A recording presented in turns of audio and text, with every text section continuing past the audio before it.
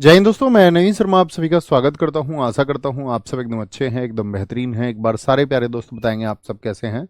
उम्मीद करेंगे एकदम बेहतरीन होंगे, एकदम शानदार होंगे, एकदम ज़बरदस्त होंगे।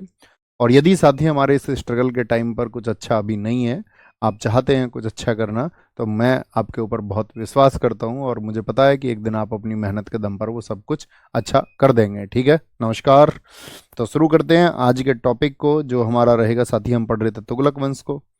तुगलक वंश में हम आपका मोहम्मद बिन तुगलक आपको पढ़ा चुके थे, तो आज इसमें तुगलक वंश में फिरोज शाह तुगलक के बारे में जानेंगे। फिरोज शाह तुगलक के बाद के जो राजा हुए अंतिम, बहुत इंपॉर्टेंट नहीं है लेकिन उनके नाम भी जानेंगे। और साथ में हम पढ़ेंगे आपका तुगलक वंश के बाद में एक सैयद वंश आएगा, सैयद वंश। ठीक है, फिर सैयद वंश को हमको पढ़ना है। ये हमारे आज के दोनों टॉपिक रहेंगे। नेक्स्ट क्लास जो होगी वो हमारा लोधी वंश से संबंधित रहेगी। फिर ये जो बाद में बहुत छोटे छोटे टॉपिक हैं, ये एक ही क्लास में 5-6 टॉपिक हो जाएंगे अगले। ठीक है, यहाँ तक के यानी दिल्ली सल्तनत से संबंधित जो कुछ भी है वो एक क्लास में हो जाएगा, 4-5 टॉपिक अगले। अच्छा बॉस, यहाँ पर एक बात ध्यान देने की होगी। कल चूंकि आपकी कक्षा नहीं हो पाई, ठीक है, यहाँ आपको जानते ही वो एक फैमिली में कल आपका शादी थी, देर रात तक जागने के बाद में फिर सब आए नहीं, लेट हो गए। तो पिछले कल जो आपकी क्लास नहीं हुई थी उसके लिए रियली सॉरी, उसके लिए माफ़ करना मुझे। और अब कोशिश करेंगे कि क्लास आपकी कंटिन्यू हो। और हमको अगर किसी दिन ज़रूरत भी पड़ेगी, मान के चलो सैटरडे कोई सेशन लगाना है, घंटे 2 घंटे 3 घंटे का, तो वो हम आपको बता करके लगा लेंगे ताकि चीज़ें हमारी सही तरीके से चलती रहें। वैसे उतनी जल्दबाजी की ज़रूरत नहीं है। बहुत मतलब हिस्ट्री कहने को बहुत बड़ा सब्जेक्ट है, लेकिन एसएससी एग्जाम्स के लिए, दिल्ली पुलिस के लिए जब आप पढ़ रहे हैं तो आपको इससे स्पेसिफिक चीज़ों पर आपको फोकस करने की ज़रूरत है। ठीक है, चुनिंदा चीज़ों पर अगर उन पर आपका फोकस रहेगा तो क्वेश्चन बना पाओगे आसानी से। तो बिना बात किए आज चीज़ों को हम आगे बढ़ाते हैं। आशीष भाई, अभिषेक, रोहन गुजर, अभिषेक भाटी, सोहना कुमारी, आशकीनी, आस्कीन सॉरी, आस्कीन, अनुभव, संतोष, सौरभ, राहुल, विमलेश, रूही, सारे प्यारे साथियों का बहुत सारा स्वागत है। बिना बात किए फोकस करेंगे। ठीक है, तो हमारा टॉपिक आज कहाँ से शुरू होने वाला था? फिरोज शाह तुगलक से। मुझे बताइए, अब तक तुगलक वंश के कितने शासक हो चुके थे? तो पहला शासक आया था जीएसटी गयासुद्दीन तुगलक, जो 1320 से 1325 तक रहा। उसके बाद में मोहम्मद बिन तुगलक आया जो कि 1325 से 1351 तक था। तो तीसरा शासक आता है इन दोनों के बाद में, फिरोज शाह तुगलक। फिरोज शाह तुगलक जिसका शासनकाल रहा 1351 से 1388। कुल कितने वर्षों का शासनकाल है? 37 ईयर्स, 37 वर्ष तक उसने रूल किया। और दिल्ली सल्तनत का ये दूसरा सबसे लंबा शासनकाल है दिल्ली सल्तनत में। यानी कि दिल्ली सल्तनत में क्या सबसे लंबा शासनकाल भैया किसका रहा? वो रहेगा बहलोल लोदी का। वो 1451 से और 1489 तक रूल करेगा, यानी इसके बाद में आएगा। तो वो 38 ईयर्स तक रहा था, इसीलिए उसका पहले नंबर पर है। और फिरोज शाह तुगलक को कहा जाता है दूसरा व्यक्ति। सिकंदर लोदी और औरंगजेब का अग्रगामी कहलाया, ये इतिहासकार आरसी मजूमदार है, इनका ये कहना है। ऐसा क्यों? देखिए, सिकंदर लोदी क्योंकि उसने भारत में बहुत सारे मंदिरों पर आक्रमण करवाया था, पीर मज़ारों पर जाने की रोक लगवाई थी, यमुना गंगा स्नान पर उसने रोक लगवाई थी लोगों को। तो ऐसे ही काम फिरोज शाह तुगलक ने भी करे थे। तो इसीलिए फिरोज शाह तुगलक को सिकंदर लोदी का अग्रगामी कहते हैं। यानी कि सिकंदर लोदी ने जो चीज़ें की वो पहले ही फिरोज शाह तुगलक कर चुका था, इसलिए उसको अग्रगामी कहा गया है। ठीक है, फोर रनर, यानी उसने पहले कर दिया था, सिकंदर लोदी ने बाद में किया। जैसे औरंगजेब था, औरंगजेब भी आप जानते हैं वो एक कट्टर सुन्नी मुसलमान था। और वो मतलब अपना सारा कानून चाहता था कि शरीयत के अनुसार चले, कुरान के हिसाब से उसका शासन चले। ऐसे ही ये भी था फिरोज शाह तुगलक, ये भी यही चाहता था, लेकिन दोनों में अंतर है। औरंगजेब खुद को ये मानता था कि उसे शरीयत के कानूनों का विशेष ज्ञान है, यानी कि शरीयत के कानूनों पर उसकी पकड़ है। वहीं पर फिरोज शाह तुगलक ये मानता था कि मुझे उतना ज्ञान नहीं है। वह उलेमा जो लोग होते थे, यानी कि मुस्लिम वर्ग के जो विद्वान व्यक्ति होते थे, उनसे सलाह मशवरा किया करता था। लेकिन औरंगजेब ने किसी से सलाह मशवरा नहीं किया, वो खुद को पारंगत समझता था। वो ये मानता था कि वो उसको सारे कानूनों का पता है, वह उन कानूनों का विद्वान व्यक्ति है। तो ये बस अंतर है, बाकी दोनों के दोनों आपका एक कट्टर व्यक्ति रहे अपने धर्म के प्रति। इसको सल्तनत काल का अकबर एलियट ने कहा है। यानी इसने लोगों के लिए बहुत सारी सुविधाएं की, आप देखोगे आगे मैं बताऊंगा। वृद्धों के लिए, महिलाओं के लिए, गरीबों के लिए, विकलांगों के लिए इसने बहुत सारी उनके सुविधा के लिए कार्य किए, इसीलिए इसको अकबर से तुलना की गई।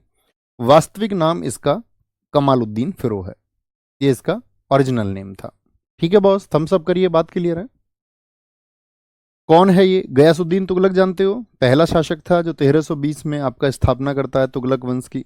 उसका जो छोटा भाई था, यानी गयासुद्दीन तुगलक का भी जो छोटा भाई था उसका नाम था रज्जब, ये उसका बेटा है। कौन? एफएसटी, यानी एफएसटी जीएसटी के छोटे भाई रज्जब का बेटा है, यानी उसका भतीजा हुआ। हाँ जी। माता का नाम बीबी जैला था जो एक हिंदू परिवार से थी। वजीर का नाम था वजीर मकबूल। ये वो व्यक्ति है जिसको कहा जाता है कि फिरोज शाह तुगलक के अंदर तो बहुत योग्यताएं नहीं थी, लेकिन वो इतने दिनों तक गद्दी पर रह पाया, उसका कारण है मकबूल। कहते हैं ना, कभी कभी व्यक्ति के अंदर कम योग्यताएं होती हैं लेकिन उसके साथ में लोग अच्छे मिल जाते हैं उसको, और वो लोग इतने डेडिकेटेड लोग होते हैं उसके लिए कि उसका एक साम्राज्य स्थापित करवा जाते हैं और खुद के लिए कुछ चाहते भी नहीं है। ऐसे लोग, मकबूल उन्हीं लोगों में से एक था। फिरोज शाह तुगलक का 2 बार राज्याभिषेक हुआ। एक तो जब मोहम्मद बिन तुगलक की मौत हुई तुरंत, और उसके बाद में जब ये दिल्ली आया। ठीक है, दूसरे राज्याभिषेक के बाद दिल्ली में 21 दिनों का उत्सव मनाया गया था। 2 राज्याभिषेक क्यों हुए, ये सोचने की बात है। देखिए, जैसे ही मोहम्मद बिन तुगलक की मौत हुई, मोहम्मद बिन तुगलक के बारे में एक बात बताता हूं मैं आपको। मोहम्मद बिन तुगलक के बारे में मैंने आपको बताया था कि उसने शासन में जो लोग रखे थे वो किस आधार पर रखे थे? योग्यता के आधार पर, on the basis of ability. ये बात हमने आपको बताई थी, बोले यस और नो, सारे लोग बताएं। एमबीटी का जो शासन का आधार था वो क्या था? जिसके अंदर योग्यता होगी, चाहे किसी भी धर्म का व्यक्ति हो, किसी भी जाति का व्यक्ति हो, उसको वही काम मिलेगा। तो इससे हुआ क्या था? इससे हुआ ये था कि जो उलेमा वर्ग था, जो मुस्लिम वर्ग था, वो बहुत नाराज हो गया मोहम्मद बिन तुगलक से। ये तो हिंदुओं को भी उतना ही पूछता है। अब चूंकि जैसे ही मोहम्मद बिन तुगलक की मौत हुई तो जो सारा का सारा भार था, जिसको अगर गद्दी पे बैठना था फिरोज शाह तुगलक को, तो इसको उलेमा वर्ग को भी अपने समर्थन में लेना था। तो ये कहते हैं कि जब ये उधर से थट्टा में जब मौत हुई थी मोहम्मद बिन तुगलक की, तो थट्टा से पैदल आते समय जितने भी सुन्नी संत थे उन सबकी मजारों पर गया। मजार समझते हैं, जैसे हिंदुओं में समाधि होती है, तो ये हिंदू संत जो आपका जितने भी सुन्नी संत थे उनकी मजारों पर गया। तो इससे इस्लाम वर्ग के अंदर एक प्रचार हो गया कि हाँ यार, ये तो हमारी कदर करने वाला व्यक्ति है। तो उन्होंने वापस आके इसकी ताजपोशी की, इसीलिए दूसरा राज्याभिषेक हुआ इसका। बहुत जश्न मना मुस्लिम वर्ग में भी। इसके शासनकाल को दिल्ली सल्तनत का सबसे भ्रष्ट शासनकाल कहा जाता है। वाई? बहुत पूछा जाता है। क्योंकि इसने एक फिक्स रेवेन्यू कर दिया था। इसने कह दिया था कि भाई मुझे तो ये 7,65,000 रुपए जो राशि है वो इसने कैलकुलेशन करवाई कि भाई खजाने में कितना पैसा आना चाहिए। सबने बताया जी इतनी जागीरें हैं, यहाँ से इतना रेवेन्यू आएगा, यहाँ से इतना लगान आएगा, यहाँ से इतना टैक्स आएगा। तो इसने वो एक लिस्ट बना करके सबको सौंप दी कि भाई मुझे इतना पैसा चाहिए, आप किसी से कैसे भी लाएं, मुझे इस बात से मतलब नहीं है। अब अगर अधिकारियों को छूट मिल जाए और कोई सर्वे करने वाला, आवाज उठाने वाला व्यक्ति नहीं हो, तो अधिकारी लूट करेंगे नहीं करेंगे राजा के? तो राजा के अधिकारियों ने खूब जम के लूट मचाई इस उद्देश्य की पूर्ति के लिए कि फिरोज शाह तुगलक को एक फिक्स रेवेन्यू चाहिए। भाई मैं तुमसे एक बोल दूं कि भाई 100 रुपए वसूल करके लाओ, चाहे कैसे भी लाओ, तो आप क्या करोगे? 150 की वसूली का प्रयास करोगे और 100 मेरे पास जमा करोगे, 50 अपने पास करोगे, है ना? इसी को इतलाक प्रथा इसके समय कहा गया। तकावी ऋण जो मोहम्मद बिन तुगलक ने किसानों को दिया था, ठीक है, तो भाई राजा करता है ना, उन्नत बीज खरीदे हैं, उन्नत फसल होगी, तो ऋण देता था मोहम्मद बिन तुगलक, तकावी। ये इसने क्या कर दिया? माफ कर दिया किसानों के लिए। सल्तनत काल में इससे पहले 24 टैक्सेस थे तरह तरह के, सब खत्म कर दिए इसने, सिर्फ 4 टैक्स लगाए। खराज यानी जो भूमि कर लगता था 1/6।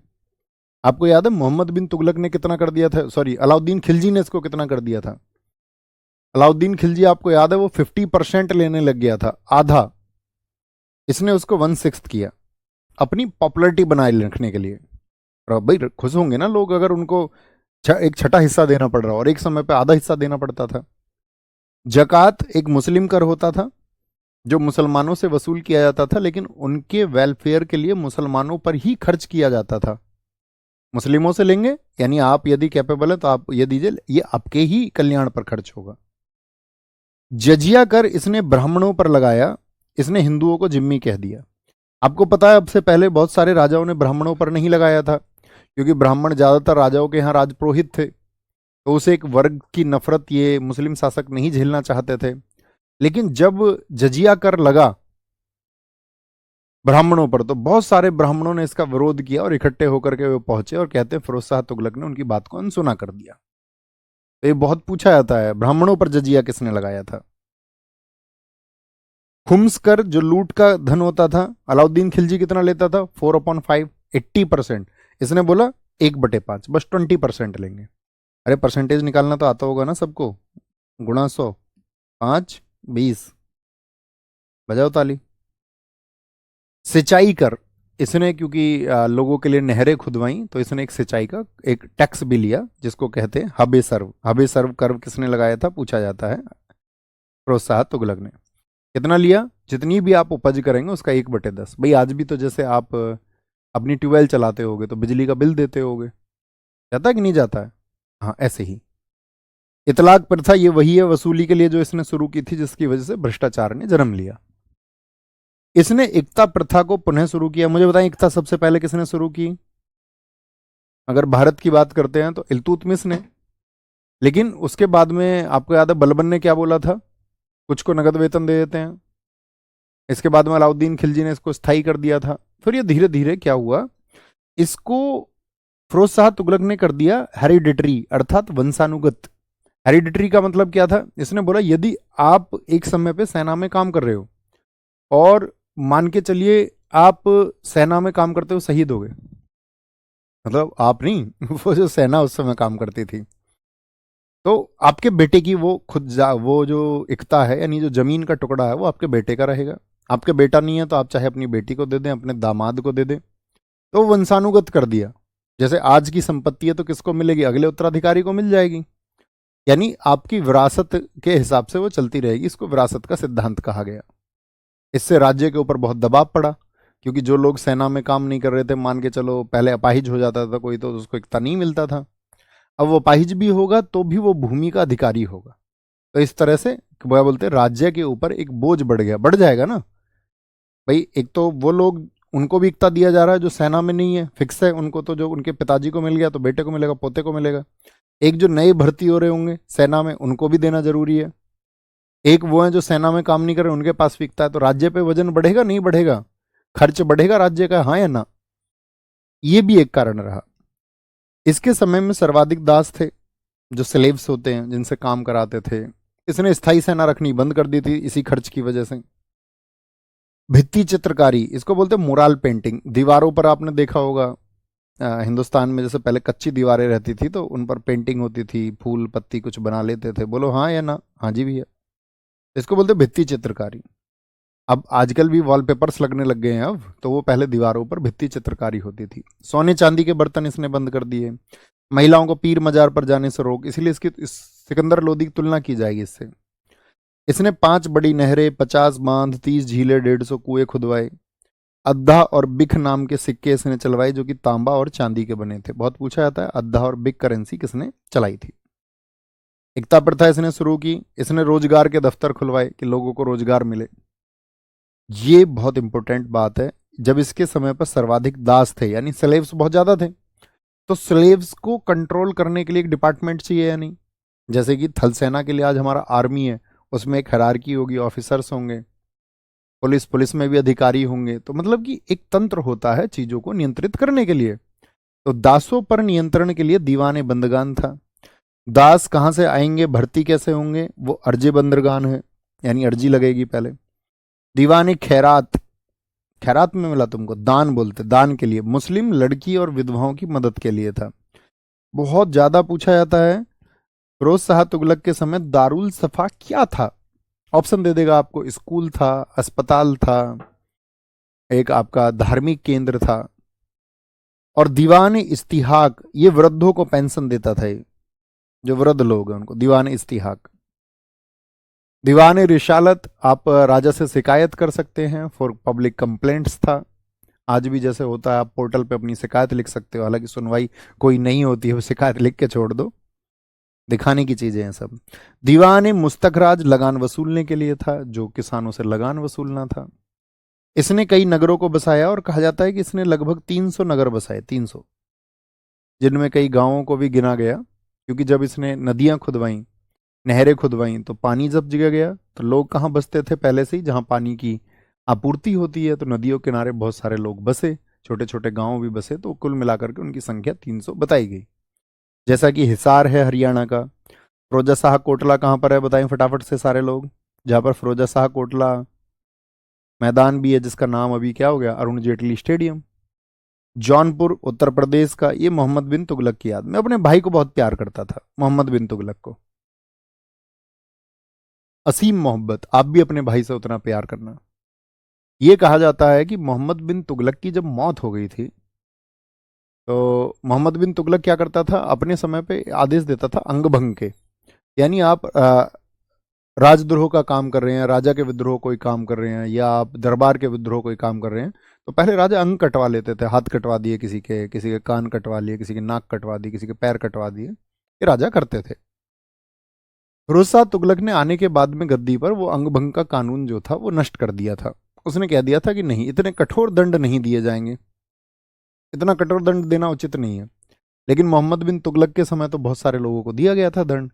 तो ये कहते हैं कि इसने उन लोगों के शिनाख्त करके, उन लोगों की पहचान करके, उनसे सबसे बोला कि तुम मोहम्मद बिन तुगलक के नाम प्रार्थना पत्र लिखो। सबने कहा पागल है तू, मोहम्मद बिन तुगलक तो मर चुका है। बोला कोई नहीं भैया, लिख दो, क्या जाता है। मोहम्मद बिन तुगलक के नाम प्रार्थना पत्र लिखवाया कि आपने जो हमको दंड दिया, जो हमारा ये हाथ काट दिया था आपने, उसके लिए हम आपसे क्षमा मांगते हैं। लोगों ने कहा यार बड़े पागल आदमी है, हाथ भी हमारा कटा, क्षमा भी हम मांगे, ये तो राजा को मांग। उसने बोला वो थोड़ी जीवित है, तुम जीवित हो ना, तुम मांग सकते हो। लोगों ने कहा हम तो नहीं मांग। बोले पैसा दे देंगे तुमको। तो इसने लोगों को पैसे दिए, अपने भाई के नाम, मरे हुए भाई के नाम क्षमा पत्र लिखवाया। और लोगों को जब पैसे मिल रहे थे, लोगों ने सोचा कि यार पुरानी बात है, छोड़ो ना, किसने किसका हाथ काटा, किसने किसका पैर काटा, कट गया तो कट गया। उनके परिवार वालों ने पैसे ले लिए, बोले भैया लो, हमारे चाचा गर्दन काट दी थी, ये लो पैसे दे रहे हो ना तुम, हम क्षमा पत्र हम मांग लेते हैं पैसे। ऐसे में हिंदुस्तान में बहुत कुछ होता है, तुमने अभी हाल ही में देखा होगा। लोग मूक बने हुए हैं, इस देश के करोड़ों लोग बस अपने अपने कामों में लगे हुए हैं, कोई एक आवाज नहीं उठा सकता है, बोल नहीं सकता कोई। हम दम्भ भरते हैं झूठी देशभक्ति के नाम का। तो कहने का मतलब ये हुआ, तो लोगों ने पत्र लिखे, बहुत सारों ने मना कर दिया नहीं लिखेंगे, उनको इसने दंड दिया फिरोज शाह तुगलक ने। और मोहम्मद बिन तुगलक के जब वो पत्र इकट्ठा हो गए, तो उनको मोहम्मद बिन तुगलक की कब्र के पास में रखवाया इसने।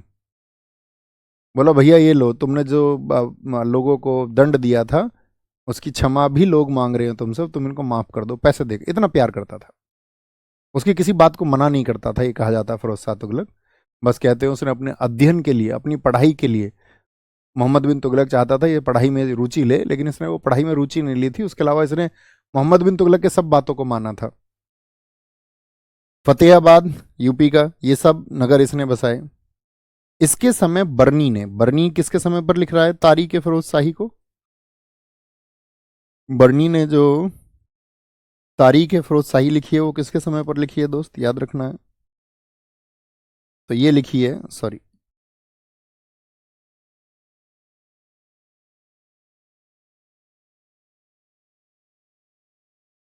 तारीख है फिरोज शाही किसके समय पर, ये आपका फिरोज शाह तुगलक के समय। इसने अपनी आत्मकथा, इसकी आत्मकथा का नाम है फतुहात फिरोज शाही, बहुत पूछी जाती है। इसने चांदी का एक सशगनी सिक्का चलाया था। ऐसे बॉक्स में बंद कर दूंगा तो अलग से लिखने की जरूरत नहीं होगी ना, बॉक्स समझ जाओगे ना, महत्वपूर्ण है। हाँ जी। बंगाल में इसने अभियान किया। ये मतलब डरता था थोड़ा फिरोज शाह तुगलक, और डरपोक किस्म का शासक था।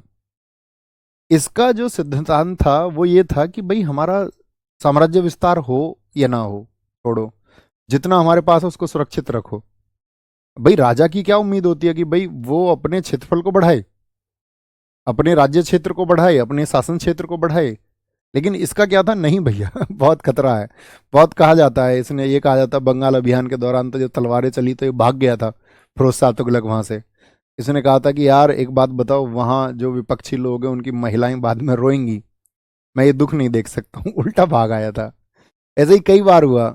एक अभियान के लिए लोगों ने इसको उकसाया कि भैया चलते हैं अभियान करते हैं उधर उत्तर की तरफ। तो इसने कहा नहीं, मैं अपने सैनिकों को मरते हुए नहीं देख सकता, मैं अपने सैनिकों का रक्त नहीं बहा सकता। तो इस तरह की प्रवृत्ति का शासक था ये। डरपोक किस्म का व्यक्ति था। तो बंगाल अभियान इसने इलियास के विरुद्ध किया था, जिसमें असफल रहा। मैंने कहा था भाग ही आया था, जीत जाता है इसको, लेकिन भाग के आ गया था। जाजनगर उड़ीसा अभियान इसने किया, बहुत पूछा जाता है 1360 में। वहां पर एक शासक थे आपका भानुदेव तृतीय, ठीक है, भानुदेव प्रथम, सॉरी, तृतीय बाद में हुए। इसने क्या किया था वहां पर, जब ये उड़ीसा में गया तो वहाँ पूरी उड़ीसा में पूरी जगन्नाथ मंदिर है, 1360 की बात है। तो यहाँ के मंदिर को तोड़कर इसने मूर्तियों को जो है आपका वो मांस तोलने के लिए दे दिया था। नगरकोट अभियान किया इसने 1361 में। यहाँ मिली पुस्तकों को इसने फारसी अनुवाद अजीउद्दीन खान ने किया, फारसी में ट्रांसलेट कर लिया और बहुत सारी पुस्तकों को इसने जला दिया था, ठीक है। यह अशोक के दो स्तंभों को, अशोक कौन है, आप जब सम्राट अशोक महान अशोक के बारे में पढ़ोगे तो अशोक के आप देखोगे 7 शिलालेख हैं, 14 स्तंभ लेख थे, पिलर्स पर लिखवाई थे उसने अपने कि भाई राज्य में जो लोग हैं उनको किन चीजों का पालन करना चाहिए, जो आदेश थे। तो अशोक के यानी टोपरा में था हरियाणा में, और मेरठ में थे 2 शिलालेख, दोनों को ही उठवा लाया था स्तंभों को। टोपरा स्तंभ और मेरठ स्तंभ कहाँ लेके आ गया था, दिल्ली लेकर के आ गया था, दिल्ली लेकर के। एफएसटी के बेटे उसके शासनकाल में ही मर गए थे। तीसरा बेटा जो फतेह खान था, फतेह खान, वो गयासुद्दीन मोहम्मद शाह के द्वारा मारा गया। ये अलग जानकारी है, यानी समकालीन समय में क्या चल रहा था, यानी इसके सामने 2 बेटे मर गए थे इसके। 1368 में मैंने बताया था दिल्ली में बिजली गिर गई थी, बिजली गिर गई थी, कुतुब मीनार को बहुत नुकसान पहुंचा था। तो कुतुब मीनार की मरम्मत कराई थी आपका किसने, फिरोज शाह तुगलक ने। फिरोज शाह तुगलक के बाद के शासक, मैंने आपको बताया फिरोज शाह तुगलक का जो तीसरा बेटा था फतेह खान, उसकी हत्या करी किसने, गयासुद्दीन मोहम्मद शाह ने। ये एक ट्री है, आपको सिर्फ देखना है। ये सब एक दूसरे की हत्या करके बैठे हैं, हत्या करके बैठे हैं ये, ठीक है। ये आपका जो दूसरा बेटा था उसका पुत्र है इसका, ये तीसरा बेटा था उसका पुत्र है, खुद इसका तीसरा पुत्र है। वो चैन आपको याद नहीं रखनी है, बस आपको एक बात देखनी है कि जो तुगलक वंश था उसका अंतिम शासक कौन था, नसरुद्दीन महमूद। अब मुझे बताएं पहला शासक कौन था, सभी लोग पहला शासक एक बार आंसर करें तब आगे बढ़ेंगे। सब लोगों का आंसर आना चाहिए, पहला शासक कौन था। तो क्या बोलेंगे, गयासुद्दीन तुगलक था। अब यहां पर क्या हुआ, जब ये आपका अंतिम शासक था 1395 से 1414, इसी के समय पर भारत में एक आक्रमणकारी आया था तैमूर लंग, तैमूर लंगड़ा। जैसे चंगेज खान का एक खौफ रहा है दुनिया में, उसी तरह से तैमूर लंगड़े का भी बहुत आतंक रहा। बहुत क्रूर था ये, इसने इस तरह की स्टेटमेंट देता था कि भाई एक दिन में हमको विधर्मियों के 50,000 सिर चाहिए, और दिल्ली के पास में इतना कत्लेआम होता था कि 50,000 सिर काट लिए जाते थे। इतना क्रूर था ये।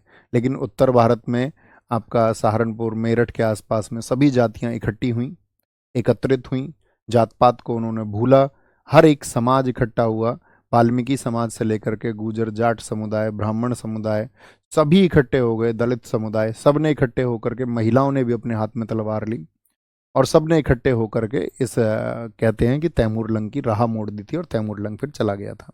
जब हम इकट्ठे होते हैं बाहरी विपदाओं के खिलाफ में हर चीज को भूल करके, तब देश सशक्त बनता है, बाहरी आक्रमणकारी फिर प्रभाव नहीं डाल पाते हैं।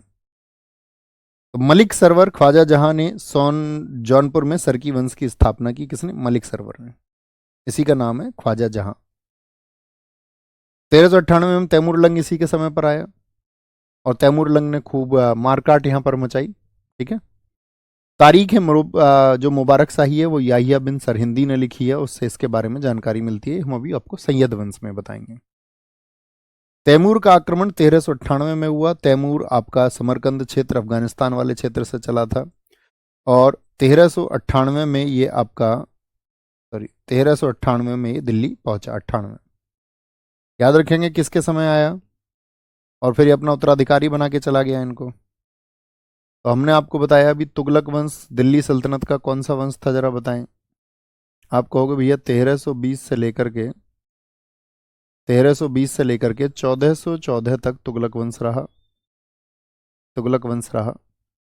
तुगलक वंश के बाद में आपको याद है गुलाम, गुलामों के बाद में कौन आए थे? खिलजी, खिलजियों के बाद में तुगलक, और फिर आते हैं सैयद और फिर लोधी। GKTSL। तुगलक हम पढ़ चुके हैं, अभी सैयद शुरू करते हैं। सैयदों से कभी एग्जाम में क्वेश्चन आता नहीं है, ज़्यादा से ज़्यादा एक क्वेश्चन पूछा जाता है सैयद वंश का संस्थापक कौन है, बाकी कुछ आपको याद रखने की जरूरत नहीं है। अगर कुछ होगा तो हम अभी बता देंगे आपको। सैयद वंश का जो संस्थापक था वो खिज्र खां था। भैया ब्लू कलर में जो भी नोट्स में वो नहीं भूलना है, हम सब करके बताएं। जी भैया समझ गए, ठीक है। तैमूर लंग का सेनापति था ये। तैमूर ने भारत से लौटते समय खिज्र खां को, तैमूर लंग जो था उसने जब भारत से लौटा तो खिज्र खां को लाहौर, मुल्तान और दीपालपुर का सूबेदार यानी कि जिम्मेदारी दे दी, गवर्नर बना करके। ये दौलत खान को पराजित कर दिल्ली का स्वतंत्र शासक बना। ठीक है, दौलत खान का जो राज था उसको इसने हरा दिया। ये स्वयं को पैगंबर मोहम्मद साहब का वंशज मानता था। इसने सुल्तान की कोई उपाधि धारण नहीं की है, कहता था कि हम तो मोहम्मद साहब की शिक्षाओं को आगे बढ़ाने के लिए हैं। बल्कि इसने रैयत आला का मतलब होता है किसानों का सरदार, leader of peasants, leader of farmers, किसानों का सरदार। इसने कौन सी उपाधि धारण की कि भैया मैं तो किसानों का राजा हूं, उनकी सेवा के लिए हूं। किसानों का सरदार, किसानों का सरदार। इसकी मृत्यु 20 मई 1421 को हुई। इसके बाद में मुबारक शाह गद्दी पर आता है। मुबारक शाह 1421 से 1434, जो कि खिज्र खां का बेटा था। खिज्र खां का बेटा। इसने सुल्तान और शाह की उपाधि धारण की, सुल्तान और शाह की। इसने अपने नाम के सिक्के चलवाए और खुतबा, खुतबा का मतलब होता था खुद की प्रशंसा करना, बहुत कराते थे खुद की प्रशंसा, खुद की प्रशंसा कराई।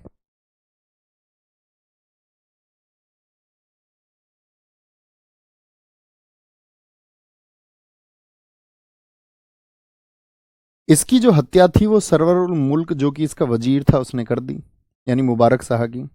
इसने याहिया बिन सरहिंदी को संरक्षण दिया था। इसने तारीख मुबारक शाही लिखी, ये याद रखना है। सबसे योग्य शासक इसको कहा जाता है सैयद वंश का। इसने मुबारकबाद शहर की स्थापना की थी। मैंने कह दिया ना आपसे, सैयद वंश में ज़्यादा कुछ आपको नहीं पढ़ना है। तीसरा शासक आया मोहम्मद शाह, जिसका वास्तविक नाम था मोहम्मद फरीद खान। बस पढ़ के छोड़ देना है, नहीं भी याद रखोगे कोई दिक्कत नहीं है। इसी के शासनकाल में मालवा का जो शासक था महमूद शाह खिलजी ने 1440 ईस्वी में दिल्ली पर आक्रमण किया था। इसके पिता फरीद खान अलाउद्दीन आलम शाह थे। ठीक है, और फिर क्या बोलेंगे आपका, वो फिर गद्दी पर आता है। पिता किसके हैं? फरीद खान। पिता हैं फरीद खान आपका मोहम्मद शाह के, इनके पिता हैं। जो फिर गद्दी पर आया ये एक अलग व्यक्ति है, अलाउद्दीन आलम शाह, जो कि 1445 से गद्दी पर आया, और यही सैयद वंश का अंतिम सुल्तान रहा। तो पहला कौन है? खिज्र खान, और अंतिम कौन है? अलाउद्दीन आलम शाह। आलम शाह याद रखना है, खिज्र खान याद रखना है, और आपका तारीख मुबारक शाही किसने लिखी? याहिया बिन सरहिंदी ने। तीन बातें आपको भूलनी नहीं है, नहीं भूलेंगे, ठीक है। इसके बाद में जो आलम शाह का वजीर था हामिद खान, इसके कहने पर ये आपका आलम शाह दिल्ली की गद्दी छोड़ करके भाग गया था। इसने कह दिया था यार क्यों खतरे में पड़ते हो।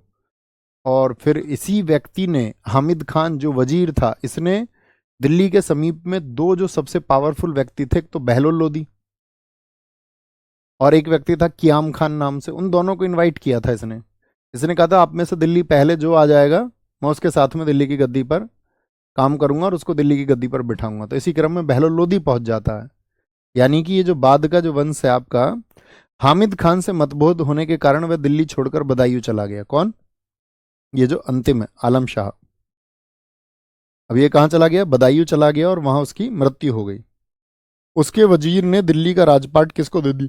बहलोल लोदी को। मैंने बताया ना, दो व्यक्तियों को उसने इनवाइट किया था, कियाम खान और बहलोल लोदी।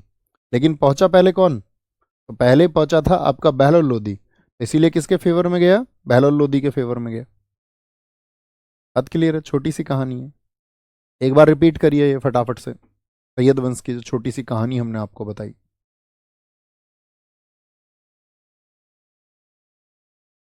पर इस तरह फोकस बनता है, बात नहीं करेंगे। हाँ, नहीं करनी चाहिए। अब आ रहा होगा ना मजा, जब 1 to 1 पढ़ोगे, एकदम से फोकस के साथ में पढ़ोगे, अतिरिक्त कोई बात नहीं करोगे।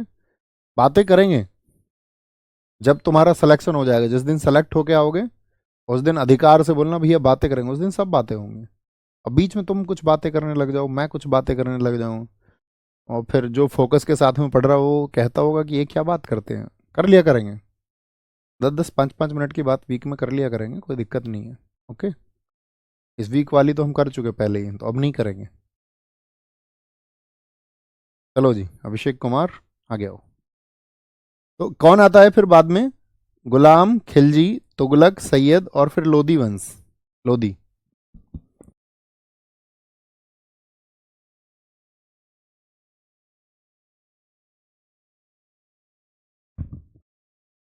लोदी वंश। लोदी वंश की अगर हम बात करते हैं तो मैंने बताया लोदी वंश का संस्थापक कौन रहा? बहलोल लोदी। और बहलोल लोदी को किसने बुला लिया था? जो अंतिम सम्राट था सैयद वंश का, आलम शाह। आलम शाह ने वजीर को, आलम शाह का जो वजीर था हामिद, उसने बुलवाया इनको। तो इस तरह से लोदी वंश आया। लोदी वंश दिल्ली पर पहला अफगान वंश है, पहला अफगान वंश। दूसरा अफगान वंश आएगा जो आपका शेर शाह सूरी का आएगा, सूरी वंश। अफगान से मतलब क्या है? आपको याद है बलबन ने 3,000 लोग बुलाए थे मेवात क्षेत्र में अटैक के लिए, और जिनका नेतृत्व कर रहा था बहराम खां। बहराम खां, मलिक काला, उन्हीं से होते हुए इनके वंशज है बल्लू उर्फ बहलोल लोदी। याद है ना, मेवातियों के खिलाफ, मेवातियों के दमन के लिए लोहे में रक्त नीति अपनाई थी बलबन ने। कहेंगे जी भैया बिल्कुल हमें याद है। तो ये वही व्यक्ति है, वही अफगान है। और उस समय से सेना में आपका ऐसे समझो प्रमोशन होते होते होते होते अब इनको मौका मिल गया एक दिन दिल्ली की गद्दी पर बैठने का। यही मौका सबके पास में आता है, जब आप तैयारी करेंगे, मेहनत करेंगे, तो एक दिन आपको नौकरी लेने का अवसर मिलेगा, एक दिन प्रमोशन का अवसर मिलेगा, नौकरी के दौरान अपनी पदोन्नति का ऑप्शन मिलेगा, विकल्प मिलेगा, और परीक्षाएं आप पास करेंगे यदि आप एक डेडिकेशन के साथ में पढ़ते हैं। कई बार स्टूडेंट्स खुद को कमजोर समझ बैठते हैं, उनको लगता है नहीं यार, जो मेरे बराबर में बैठता है वो तो होशियार बच्चा है, मिनटों में सवालों को कर देता है, मैं तो अभी सीख ही रहा हूँ, मेरा क्या ही होगा। ऐसे बच्चों का सिलेक्शन हो। सतत प्रयास। कछुए और खरगोश की दौड़ में कौन जीता था? कछुआ। खरगोश जो बहुत अच्छा दौड़ सकता है, वो भी आराम में कभी ना कभी चला जाता है। आपको बस आराम में नहीं जाना है, आपको ये सोचना है कि मैं लगातार भैया चलता रहूंगा। तो बोलो चलते रहेंगे। संस्थापक। पीडीएफ आपको एडवांस मिल ही रही होंगी, एक दिन पहले देख लिया करो, क्लास में पीडीएफ मिल जाती है आपको अगली क्लासेस की, ताकि आप नोट्स आसानी से बना पाए। जैसे आज क्लास है तो पिछली क्लास वाली में पीडीएफ में जाकर देखना, आपको एडवांस पीडीएफ मिल जाएगी, यानी कि आने वाली क्लासेस की पीडीएफ मिल जाएगी। संस्थापक बहलोल लोदी। दिल्ली सल्तनत का सबसे लंबा शासनकाल है, मैंने बताया पहला। और दूसरे नंबर पर कौन व्यक्ति बताया था मैंने आपको? तो आप कहोगे भैया दूसरे पे आपने बताया था फिरोज शाह तुगलक। बहलोल लोदी। इसकी उपाधि थी बहलोल शाह गाजी। 1451। इसने जौनपुर को जीता। मोहम्मद शाह, इसका जो सेनापति था दरिया खान, बहलोल लोदी से मिल गया। ठीक है, मोहम्मद शाह। बहलोल लोदी का 2 बार राज्याभिषेक हुआ, एफएसटी का भी 2 बार राज्याभिषेक हुआ था। ये दरी पर बैठकर शासन करता था। देखिए ये वो नाम है जिन सबके 2 बार राज्याभिषेक हुए हैं। छत्रपति शिवाजी महाराज जी थे, इब्राहिम लोदी का 2 बार हुआ, शेरशाह सूरी का 2 बार हुआ, औरंगजेब का 2 बार राज्याभिषेक हुआ, फिरोज शाह तुगलक का हुआ, बहलोल लोदी का हुआ। ठीक है, यह चाहता था कि इसका बड़ा बेटा जो बारबक शाह है वो इसके बाद में गद्दी पर बैठे। बहलोल लोदी को द्वितीय सिजेरियन सुल्तान भी कहा जाता है। सिजेरियन समझ रहे हो? आजकल बच्चे कैसे पैदा होते हैं ऑपरेशन के बाद में, नॉर्मल या सर्जरी से ज्यादा होते हैं, पेट की चीर फाड़ कर दी जाती है? तो आप कहोगे भैया आजकल तो सर्जरी का युग है, क्योंकि अभी खान पान सब कुछ बदल गए हैं। अब ध्यान नहीं दिया जाता है उतना डाइट पर, आयरन की बहुत कमी हो जाती है, सब तरह की चीज़ें हैं, बाहर का खाना है, मेडिकल आपका मेडिसिन बहुत चल रही हैं। तो हम सबकी ये जिम्मेदारी भी बनती है कि हम हेल्थ के लिए भी कॉन्शियस हो जाएं थोड़े। हमारी बहनें भी कभी ना कभी किसी बच्चे को जन्म देंगे, हमारे घर में भी भाभी हों, चाहे आपका कोई भी रिश्तेदार हो, बेटी हो कभी भी, तो हम सबको उसके लिए भी अवेयर होना है। एक पहले ऐसा नहीं होता था। अभी क्या है, सब लोग सब कुछ खाते हैं। अब तुम क्या खा रहे हो बाजार में जाके, चिल्ली पटाटो फलाना ढिकना, वो सब डाइट्स जो कुछ भी है, कोल्ड ड्रिंक्स, चाय, ये सब आपको तो छोड़िए, आपकी आने वाली नस्लों को भी खराब कर रहे हैं। आपकी आनुवंशिक जड़ें खराब हो जाएंगी जो पहले से थी। आपके आने वाले बच्चों को आप क्या देंगे, आने वाली पीढ़ी को आप क्या देंगे हेल्थ के रूप में? आप खुद ही अपनी हेल्थ के लिए अवेयर नहीं है। तो सबसे पहले आप स्वास्थ्य के लिए अवेयर होइए। या देखिए कि आप इन सब चीज़ों का सेवन नहीं करोगे जो कि नुकसानदायक है। सभी यूथ को आप देखिए, आज का जो यंग जनरेशन है वो सब किधर जा रहा है, नशे की तरफ जा रहा है सारा। तो आपको एक बेहतर दुनिया भी बनानी है, एक नशे मुक्त संसार की कल्पना करनी है आपको। खुद को एक व्यक्तिगत नशे मुक्त जीवन की तरफ आपको लेके जाना है। खुद को एक अच्छे स्वास्थ्य की तरफ आपको लेके जाना है। खुद को एक अच्छी डाइट की तरफ। परिवार का हर सदस्य आपका एक अच्छा है, अच्छे से खाना खाए। अच्छे से खाना खाने का मतलब ये नहीं है कि आप बहुत ज़्यादा मान के चलो पैसे नहीं है जी हम ड्राइव, जो है वो लिमिटेड। मतलब अपने अंदर खराब चीज़ों को ना भेजें, जहर को ना भेजें, केमिकल्स को ना भेजें, मिलावट को अपने अंदर ना भेजें। तो ऐसे पहले बहुत कम होता था कि सर्जरी से हो, तो ये द्वितीय सर्जरी बोलते हैं ना, द्वितीय सिजेरियन सर्जरी द्वारा पैदा हुआ बहलोल लोदी। इससे पहले भारत में कोई नहीं है। मतलब कि द्वितीय तो ये पहले एक ही है सिर्फ, और कोई नहीं है। पहला बोलते हैं आपका, पहले थे वो चंद्रगुप्त मौर्य के बेटे बिंदुसार। चंद्रगुप्त मौर्य के प्रधानमंत्री कौन थे? आचार्य चाणक्य। तो आचार्य चाणक्य क्या खिलाते थे वो, धीमा स्लो पॉइजन खिलाते थे चंद्रगुप्त मौर्य को, कि कोई अटैक हो जाए तो उन्हें बचाया जा सके। तो चंद्रगुप्त मौर्य की जगह एक दिन उनकी पत्नी थी दुर्धरा, उन्होंने खाना खा लिया था। खाना खा लिया था तो वो फिर प्रसव पीड़ा के दौरान उनकी तो मौत हो गई, लेकिन उनके बेटे बिंदुसार को बचा लिया गया था। बाद में यही बिंदुसार आपका खिलाफ हो गया था आचार्य चाणक्य के, क्योंकि लोगों ने भड़का दिया था कि तुम्हारी तो जो माता की मौत हुई वो इनकी वजह से हुई, आचार्य चाणक्य की वजह से। महान चाणक्य। अंतिम लोग वो चलाते होगे आप, इंस्टा इंस्टा पे मैं रिपोस्ट करता हूँ ना आचार्य चाणक्य की पंक्तियां, वो आपको जागृत करने के लिए हैं, सुना करो उनको। ऐसे नहीं है अब तुम नाच गाना देख रहे होगे। सोशल मीडिया का इस्तेमाल भी आप एक सही इस्तेमाल कर सकते हैं। आप अपनी एल्गोरिदम को सेट रख सकते हैं। आप जिन चीज़ों को देखो, कोई भी सोशल मीडिया वो क्या दिखाएगा आपको? आप जिन चीज़ों को, जिस किसी वीडियो को आप 50% से ज़्यादा देखते हैं, उस तरह की वीडियोज़ को ही वो आपको सजेस्ट करने लग जाएगा। आपके पास अभी दुखी अभी आए कोई एक, मान के चलो फिलोसफिकल थॉट आया, एक दार्शनिक आया, एक राजनीतिक विचारधारा आई, आपने उसको सुना, लेकिन आपने क्या किया, फटाक से स्क्रॉल कर दिया। अब आपके सामने कोई डांस करने वाली आ गई एकदम से, अब तुमने पूरी वीडियो उसकी देखी है। या कोई गाड़ी की वीडियो आ गई, कार की, आपने उसको पूरा देख लिया। तो वो समझ जाता है, अच्छा इस आदमी का माइंडसेट ये है कि इसकी डिवाइस ज़्यादा समय इस पर दे रही है। जैसे लोग ये कहते हैं कि यार ये फ़ोन सुन तो नहीं लेता, हमको क्या समझ में आता है, ये हमको वही दिखाता है।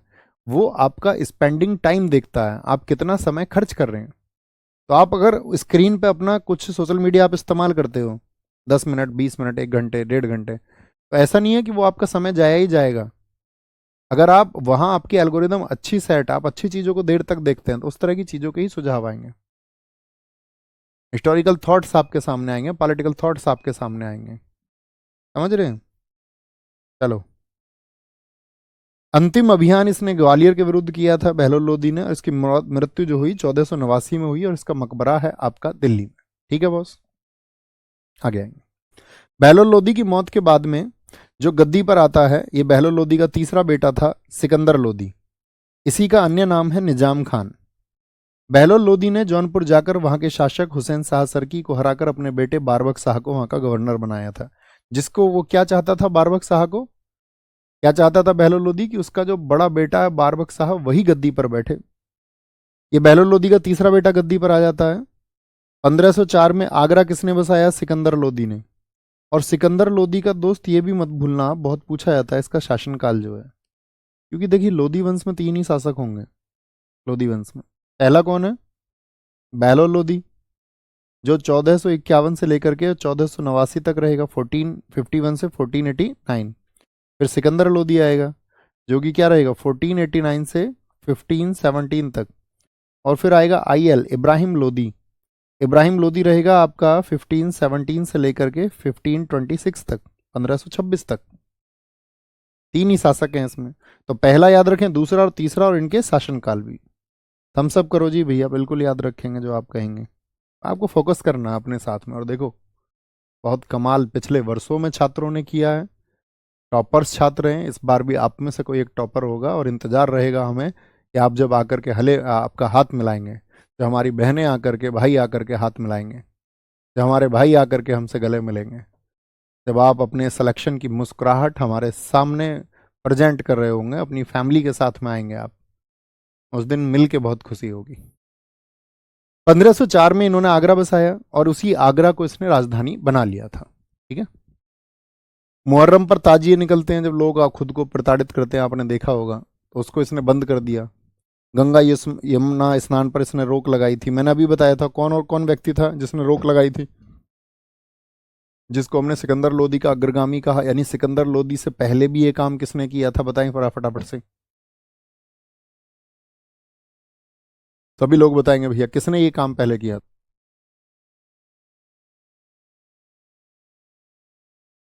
सारे लोग बताएंगे भैया।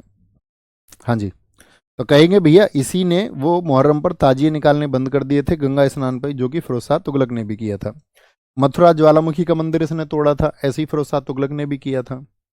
इसने भूमि की माप के लिए, मेजरमेंट के लिए, पहले मेजरमेंट उतने अच्छे नहीं थे, गजे सिकंदरी यानी कि 30 इंच का एक स्केल लॉन्च किया था इसने। 30 इंच, 30 इंच बोले तो 12 इंच में 1 फीट होता है, यानी कि लगभग 2.5 फीट का एक क्या गजे सिकंदरी लागू किया। ये जो कविताएं लिखता था वो लिखता था गुलरुखी शीर्षक से, यानी खुद को गुलरुखी लिखता था। सिकंदर लोदी के समय और क्या हुआ, इसी के समय भारतीय संगीत पर जो पहला फारसी ग्रंथ था लज्जत ए सिकंदर शाही, वो लिखा गया। इसी के समय इसका जो वजीर था मियां भुइया, उसने मोठ की मस्जिद यानी दाल की बनी मस्जिद दिल्ली में बनवाई थी। इसका निर्माण कब हुआ था, 1505 में। मियां भुइया ने एक रचना लिखी है फरहंग सिकंदरी और तिब्बत सिकंदरी। सिकंदर लोदी एक ऐसा राजा था जो दाढ़ी नहीं रखता था। गले की बीमारी के कारण इसकी मौत हो गई। इसका मकबरा दिल्ली में है। सिकंदर लोदी के समकालीन बहुत प्रसिद्ध व्यक्ति हुए, जैसे एक कबीरदास हुए। कबीरदास की रचनाएं साखी सबद रमैनी।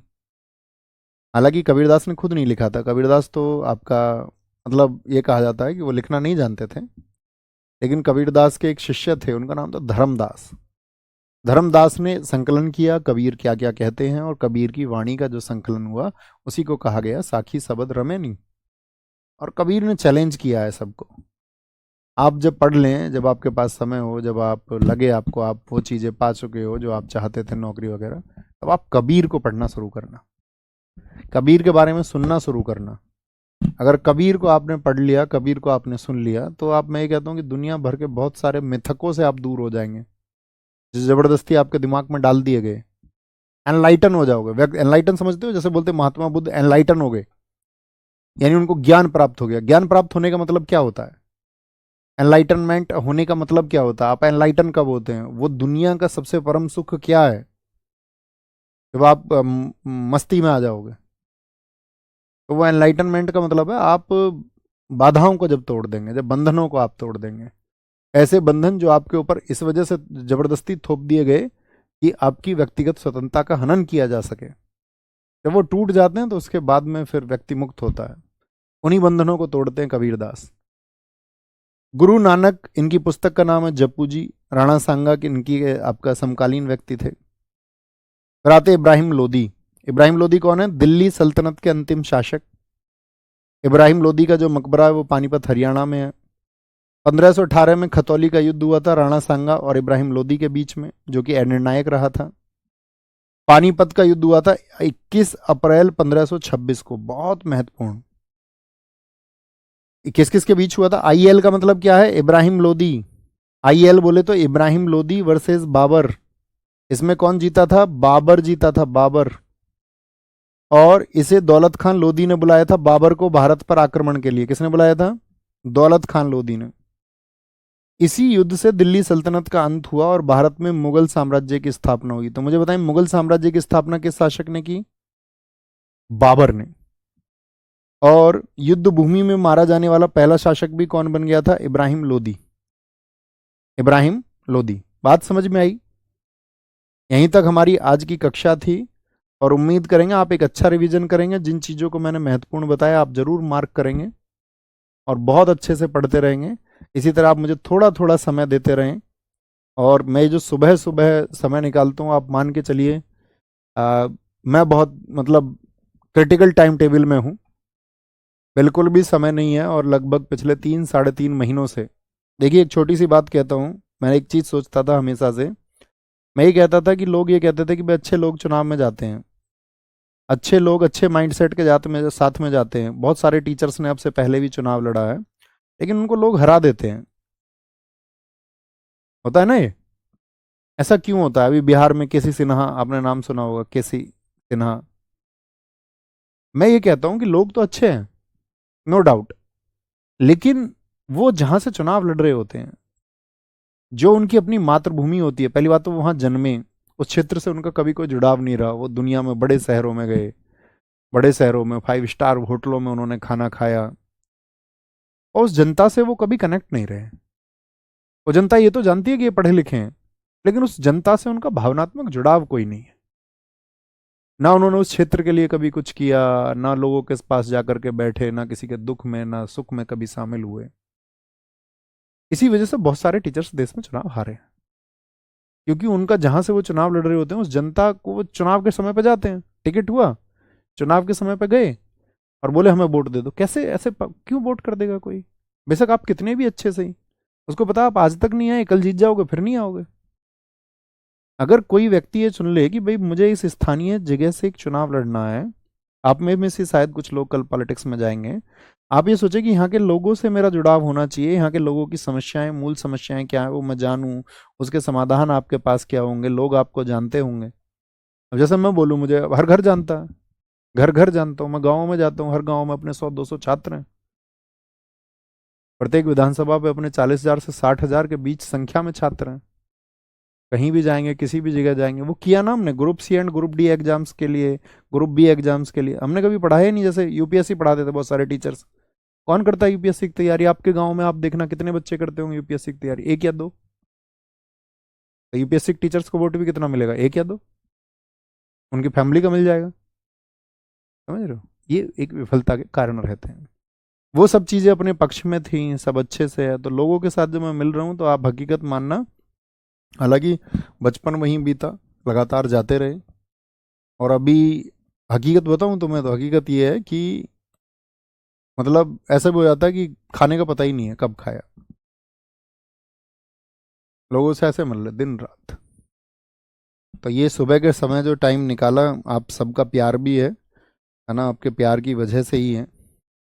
और मैं ये कहता था हमेशा कि भाई मैं चाहता तो ये जो जीएस, हिंदी एंड ऑल जो सब्जेक्ट मैंने पढ़ाए थे, कभी कंप्यूटर पढ़ाया, इन सब्जेक्ट्स के हम आपका स्पेशल कोर्स सेल कर सकते थे, लेकिन मैं कभी नहीं लेके आया, कभी नहीं।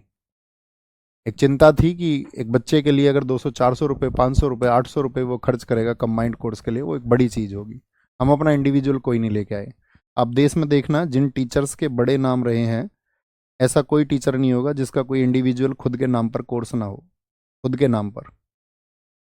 आप देखेंगे तो हम मिलेंगे आपको ऐसे, आप बाद में गर्व करोगे इस बात पर, आज नहीं कल आप ये कहोगे हाँ भैया हमारे भैया थे, कर सकते थे इंडिविजुअल कोर्स लाके, वो भी करोड़ों अलग से कमा सकते थे, लेकिन नहीं कहे। ठीक है, तो बॉस मिलते हैं, आप भी इस तरह से पढ़ते रहिए, और एक दिन सेलेक्ट होकर दिखाना है, उसी कामयाबी के लिए हम सब लोग साथ में जुड़े हुए हैं, और आप ज़रूर कामयाब होंगे। और जिस दिन आप कामयाब होंगे, मुझे वो खुशी होगी जो एक सगे बहन के कामयाब होने पर होती है, एक सगे भाई के कामयाब होने पर होती है। आप जब आकर के मिलेंगे तो वही ऊर्जा का संचार होगा। और आप ये समझना कि जब आपके माता पिता आपके सिलेक्शन से मुस्कुराएंगे, तो आप ये समझना कि वो मेरे माता पिता और वो मुस्कुरा रहे हैं। उतनी खुशी मुझे होगी जब मेरी बहन कोई मुस्कुराएगी आप में से, तो मुझे लगेगा कि मेरी सगी बहन, छोटी बहन का सिलेक्शन हुआ है, उसको कामयाबी मिली है। जब मेरे भाई का सिलेक्शन होगा तो मुझे लगेगा मेरा भाई कामयाब हुआ। अपना ख्याल रखिए। नमस्ते, जय हिंद, जय भारत। मिलते हैं नेक्स्ट क्लास में। Thank you.